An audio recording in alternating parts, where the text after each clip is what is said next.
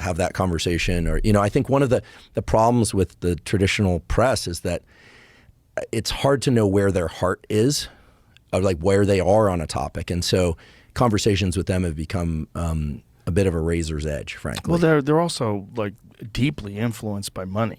Like that, that raccoon dog thing. I guarantee you there are some people behind the scenes that are trying to come up with some sort of a plausible scenario that's alternative to the lab leak theory. And that's why they're coming up with this. It's not like the people that I've talked to that understand this. I've had many conversations with virologists and evolutionary biologists who explain to me why this is most likely a lab leak. They're not arguing with this. So when someone comes along with this and they're saying, oh, we found it, like, no, you didn't. No, you know you didn't. You're writing this article because you're being influenced to do so. Like someone is telling them that this is a good thing to put out. Someone is giving them information and saying, we believe this and you should print this. Well, and there's money behind that doesn't reach independent journalism. That's the difference. Like the amount of money behind an advertisement that goes to CNN or an advertisement that goes to the New York Times, it's a different thing than what goes to Breaking Points with Crystal and Sagar, than what goes to Matt Taibbi's Substack. There's none there. There's no influence there. These people are influenced by gigantic corporations. That's why they put out articles that are not plausible. That's why people don't trust them anymore.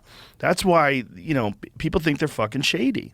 Yeah, well, you're right. They're incentivized by a whole set of things that are not obvious from the articles themselves. I'm a huge fan of what Sagar and Crystal have done and are doing. Me too. Huge fan. It's incredible. It's incredible and it's important. And they're so fucking honest. Like they give you what is their actual take on whatever is going on in the news, and it's well researched. And the fact that exists now is so important, because if it was not for independent journalism, we would be in a pickle. We would be in a really bad state, because a lot of people got duped by the pharmacological industry, the pharmaceutical industry, the medical industry, the military industrial complex.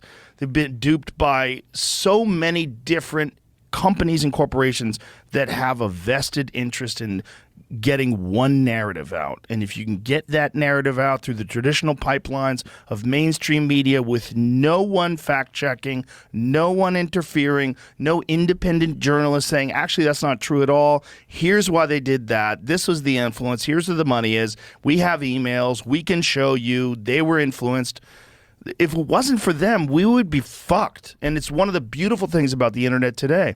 The internet today allows people like that to thrive, because these mainstream media corporations are so corrupt. They're so obviously indebted to the companies that pay for their advertising.